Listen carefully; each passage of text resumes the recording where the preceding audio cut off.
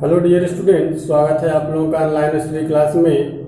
मैं आज आप लोगों को क्लास 5 का इंग्लिश ग्रामर जिसमें दूसरा चैप्टर है द सेंटेंस, जिसका हिंदी मीनिंग होता है वाक्य, ये पढ़ाने जा रहा हूँ। आप लोग इसे ध्यान से सुनेंगे। अगर आप इसे ध्यान से सुनते हैं तो निश्चित रूप से अच्छे से समझ में आएगा। तो आइए स्टार्ट करते हैं द सेंटेंस। देखें, सबसे पहले सेंटेंस दिया हुआ है तो सबसे पहले इसका हम डिफिनीशन बताएंगे आपको। डिफिनीशन इसका क्या होता है देखेंगे। इसका डिफिनीशन है a sentence is a group of words in correct order that makes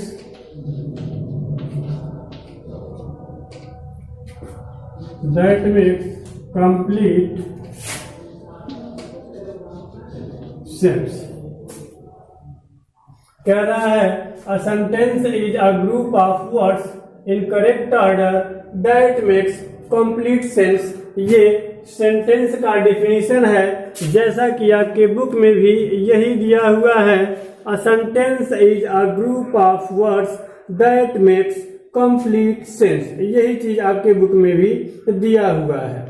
तो कह रहा है, देखेंगे, अ सेंटेंस एक वाक्य इज है होता है, अ ग्रुप एक समूह, किसका समूह? ऑफ वर्ड, शब्दों का। एक वाक्य शब्दों का वह समूह होता है इन करेक्ट ऑर्डर, व्यवस्थित क्रम में, यानी कि जो शब्दों का समूह व्यवस्थित क्रम में होने चाहिए। यानी कि एक वाक्य व्यवस्थित क्रम में शब्दों का एक समूह होता है। दैट मेक्स, जो मेक्स बनाता है, जो कि बनाता है क्या? कंप्लीट सेंस, जो पूर्ण भाव प्रकट करता है, वो हमारा एक वाक्य कहलाता है। जैसे he is writing a letter, he is writing a letter, ये सभी हमारे वर्ड्स हैं और वो व्यवस्थित क्रम में हैं और जिनका पूर्ण आशय भी निकल रहा है, और इस प्रकार ये हमारा एक वाक्य हो जाएगा। आशय क्या निकल रहा है कि वह एक पत्र लिख रहा है, ये आशय निकल रहा है। तो शब्दों का एक समूह है ये, जो व्यवस्थित क्रम में है, उसका आशय भी निकल रहा है, तो ये हमारा एक वाक्य होता है। तो ये रहा सेंटेंस। अब हम इसके बारे में, इसके पार्ट को भी बता देते हैं, क्योंकि पार्ट का भी थोड़ा सा डिस्कशन किया हुआ है। इसमें पार्ट दिया हुआ है। क्या दिया हुआ है? सेंटेंस के पार्ट। तो पार्ट के बारे में हम पढ़ेंगे। दिया है कि part of sentence, part of sentence. Part means होता है भाग, किसके? ऑफ मीन्स का, के, सेंटेंस मीन्स वाक्य, यानी कि हो जाएगा वाक्य के क्या चीज? भाग, वाक्य के भाग। सेंटेंस का डिफिनीशन मैंने आपको बताया। अब मैं सेंटेंस यानी कि वाक्य के भाग बताने जा रहा हूँ। If anybody will ask you how many parts of sentence, your answer should be there are 2 parts of sentence. There are 2 parts of sentence. There are 2 parts of sentence. वाक्य के कितने भाग होते हैं? 2 भाग होते हैं। एक होता है सब्जेक्ट और दूसरा होता है प्रेडिकेट। दूसरा क्या होता है? प्रेडिकेट। सब्जेक्ट को हिंदी में बोलते हैं कर्ता और प्रेडिकेट को हिंदी में बोलते हैं विधेय। क्या बोलते हैं, लीजिएज। तो ये किसी वाक्य के दो पार्ट होते हैं और ये चीज आपने 3 में भी पढ़ा होगा, 4 में भी पढ़ा होगा और फिर 5 में आप पढ़ रहे हैं।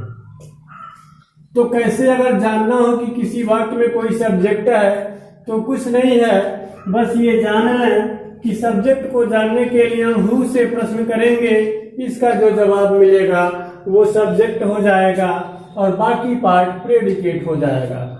हालांकि इसका भी डेफिनेशन पिछले कक्षाओं में पढ़ाया जा चुका है, तो ये उम्मीद किया जा सकता है कि आपको यो डेफिनेशन याद होगा। मैं एक बार फिर रिपीट करूंगा। सब्जेक्ट क्या होता है? A subject is the part of sentence in which about something is said, यानी कि कर्ता किसी वाक्य का वह भाग होता है जिसके बारे में कुछ कहा जाता है।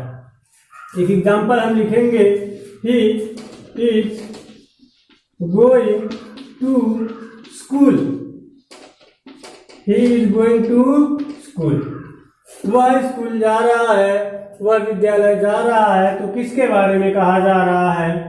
स्कूल जाने की जो बात है किसके बारे में कही जा रही है? तो स्कूल जाने की जो बात है ही के बारे में कही जा रही है, तो ही हमारा सब्जेक्ट हो गया।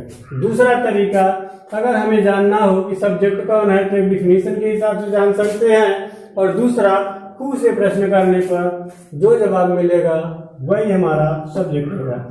जैसे विद्यालय कौन जा रहा है? विद्यालय कौन जा रहा है? तो आपका जवाब होगा वह विद्यालय जा रहा है। तो यहाँ पे ये सब्जेक्ट हो जाएगा। प्रेडिकेट का डिफिनीशन क्या है? Predicate is the part of sentence which tells something about said about a subject. कह रहा है predicate is the part of sentence which tells something about subject, यानी कि सब्जेक्ट के बारे में जो कुछ भी कहा जाता है वही हमारा प्रेडिकेट। तो यहाँ पे सब्जेक्ट है, इसके बारे में क्या कहा जा रहा है? तो इसके बारे में कहा जा रहा है कि स्कूल जा रहा है। तो ये पूरा पार्ट हमारा प्रेडिकेट हो गया। तो ये चीज पिछले कक्षाओं में आपको बताया जा चुका है। तो ये हो गए सब्जेक्ट और प्रेडिकेट, यानी कि किसी वाक्य के भाग। अब आपका दिया हुआ है kinds of sentence. Kinds of sentence, इसका क्या मतलब है? काइंड मीन्स होता है प्रकार, ऑफ मीन्स काकी के, और सेंटेंस मीन्स होता है वाक्य, यानी कि हो जाएगा आपका वाक्य के प्रकार।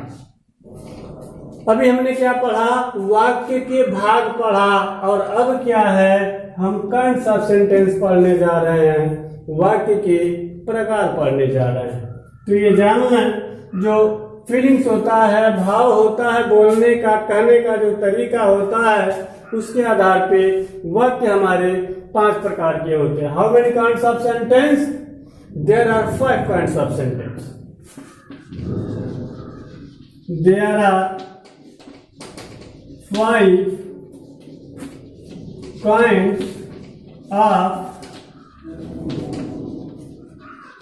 There are 5 kinds of sentence.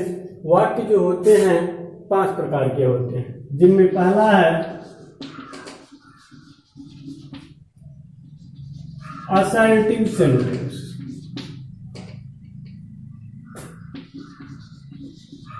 पहला क्या है? असर्टिव सेंटेंस, जिसका हिंदी मीनिंग होता है कथनात्मक वाक्य या विधि सूचक वाक्य। कुछ लोग इसे साधारण वाक्य भी बोल देते हैं। तो विधि सूचक वाक्य ये क्या होता है? इसका डिफिनीशन है an assertive sentence is a sentence, an assertive sentence,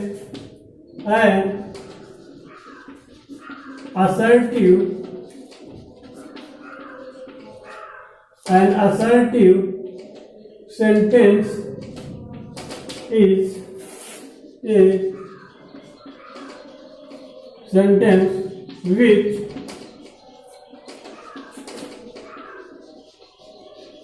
expresses a statement. An assertive sentence is a sentence which expresses a statement, यानी कि एक विधि सूचक वाक्य वह वाक्य होता है जो एक कथन व्यक्त करता है, वो हमारा असर्टिव सेंटेंस विधि सूचक वाक्य कहलाता है। For example, Raju saw a movie. Meera is singing a song. ये दो एग्जाम्पल हमने लिखा हुआ है, ये एक कथन है, यानी कि जो कुछ भी कहा जाता है साधारणतः वो एक कथन होता है। ये हमारा असर्टिव सेंटेंस होगा। इसका जो फेस होता है, जो चेहरा होता है, वो कैसे होगा, किस तरीके से होगा, तो हम जानेंगे कि असर्टिव है। तो देखेंगे, दिया है अगर पहले सब्जेक्ट हो, सब्जेक्ट क्या होता है, कैसे जानते हैं, ये हमने अभी आपको बताया है।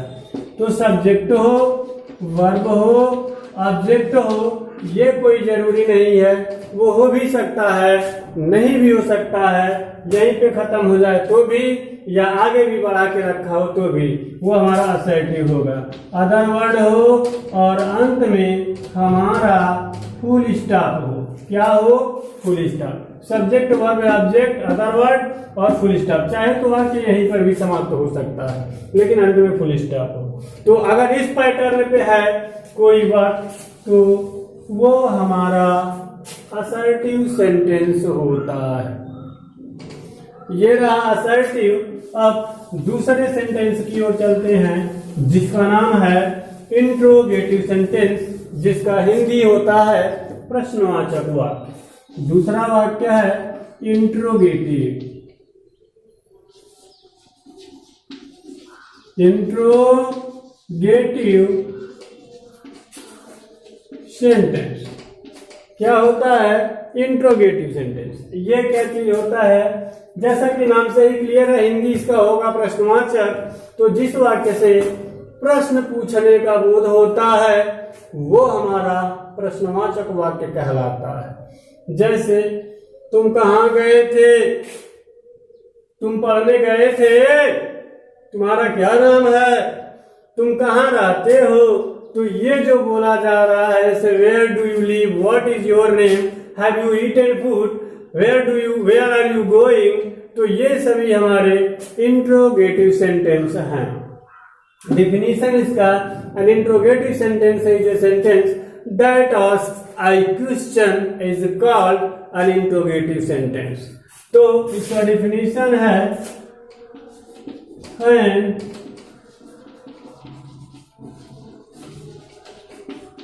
an interrogative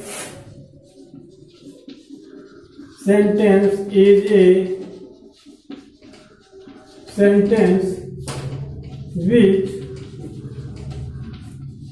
asks a question. An interrogative sentence is a sentence which asks a question. For example,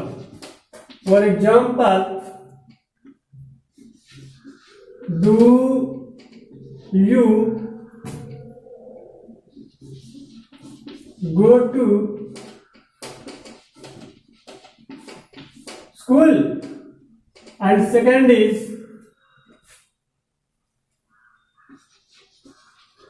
what is the name of your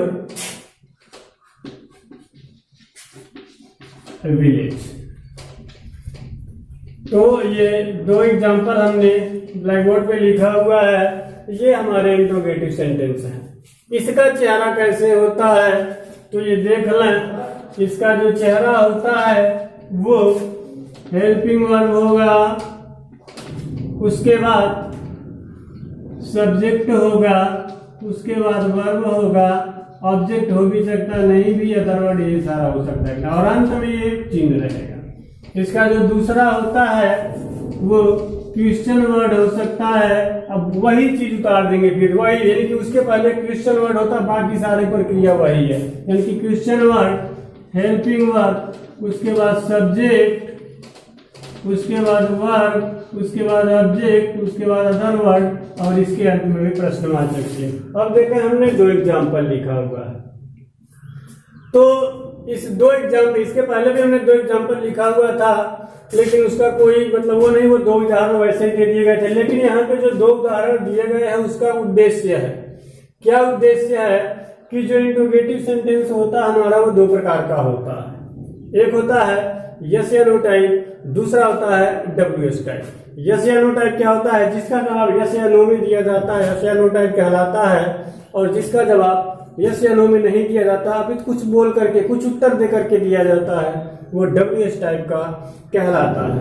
और जो WS टाइप होता है वो हमारा WH से स्टार्ट होता है, इसलिए उसका नाम WH हो जाता है।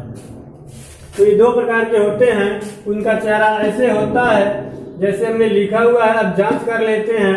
जैसे पहला जो होता है यस या नो टाइप का, यस या नो टाइप, दूसरा WH टाइप। तो कैसे जानेंगे कोई यस नो टाइप है या WH टाइप? देखें, do you go to school, क्या तुम स्कूल जाते हो, क्या तुम विद्यालय जाते हो? तो इसका जवाब यही होगा।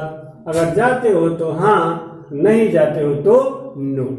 तो यस या नो में जिसका जवाब दिया जाए यस या नो टाइप, और जिसका जवाब आंसर देकर के दिया जाए। जैसे what is the name of your village, तुम्हारे गांव का क्या नाम है?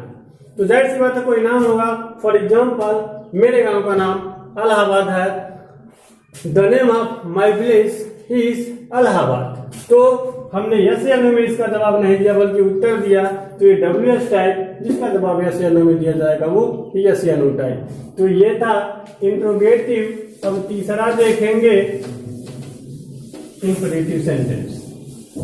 ये क्या होता है इसको भी देख लें। इंपरेटिव का तीसरा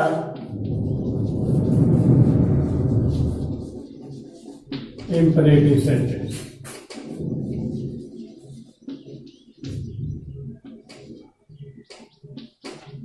इंपरेटिव सेंटेंस आदेशात्मक वाक्य, इसका जो हिंदी होता है आदेशात्मक वाक्य। ये क्या होता है आदेशात्मक वाक्य? जैसा कि ये भी नाम से क्लियर है, आदेश प्रकट होता है इसमें। यानी कि an imperative sentence is a sentence which expresses order, request, proposal, advice, etc. is called imperative sentence। यानी कि जिस वाक्य से आदेश, प्रार्थना, सलाह, सुझाव इत्यादि का बोध होता है वो हमारा इंपरेटिव सेंटेंस होता है। And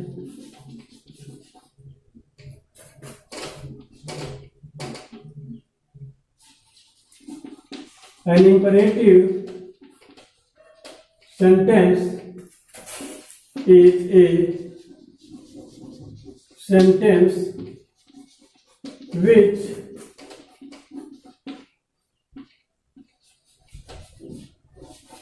expresses order, advice, proposal,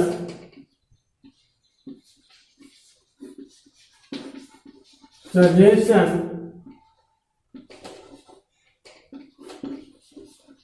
request, etc. is called imperative sentence, आदेशात्मक वाक्य। जिस वाक्य से या इंपरेटिव सेंटेंस वह वाक्य होता है जो आदेश, सलाह, प्रस्ताव, सुझाव, प्रार्थना व्यक्त करता है, आदेशात्मक वाक्य या इंपरेटिव सेंटेंस कहलाता है। अब ये जो वाक्य, ये वाक्य कैसे होंगे? जैसे open the door, give me a glass of water। ये एग्जाम्पल हमने लिखा हुआ है, तो यहाँ पर देखें ऐसे ही होगा, दरवाजा खोलो, किसी को कहा जा रहा है, एक तरह से आदेश दिया जा रहा है, give me a glass of water, मुझे एक गिलास पानी दो, तो ये भी किसी को कहा जा रहा है, आदेशित किया जा रहा है। ये हमारा इंपरेटिव सेंटेंस होगा और ये वाक्य क्रिया से स्टार्ट होते हैं। इसका चेहरा होगा वर्ब, ऑब्जेक्ट, अदर वर्ड। कोई जरूरी नहीं कि ये दोनों हो, सिर्फ ये अकेले भी हो सकता है। तो ये होता है और इसके अंत में फुल स्टॉप होता है, वो हमारा होता है इंपरेटिव सेंटेंस। जैसे देखें वर्ब, ऑब्जेक्ट, ये दिया है, अदर वर्ड और फुल स्टॉप ये दिया हुआ है। तो फुल स्टॉप एक और वाक्य हमने आपको बताया था, तो उसमें भी फुल स्टॉप था। असर्टिव सेंटेंस इसमें भी फुल स्टॉप है, लेकिन ऐसा नहीं है। उसमें अंतर क्या है, वहां पे सब्जेक्ट दिया हुआ था, यहाँ पे बस सब्जेक्ट नहीं दिया, बाकी सारा पार्ट वही है। तो इस प्रकार ये हमारा इंपरेटिव सेंटेंस हो जाता है। चेहरा इसका ऐसे होता है, ये ध्यान रखेंगे। बस सब्जेक्ट, अगर सब्जेक्ट होता तो असर्टिव हो जाता, सब्जेक्ट नहीं है तो इंपरेटिव, ये ध्यान रखेंगे। अब हमारा आता है चौथा, जिसका नाम है अपडेटिव सेंटेंस। क्या नाम है? अपडेटिव sentence.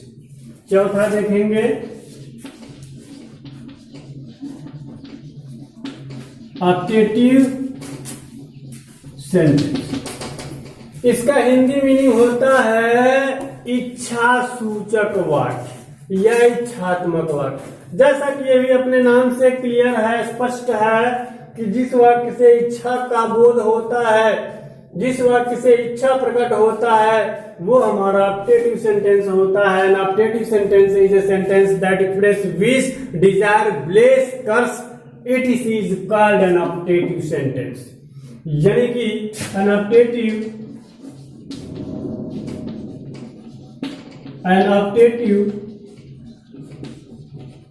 Sentence is a sentence which expresses curse, wish, bliss,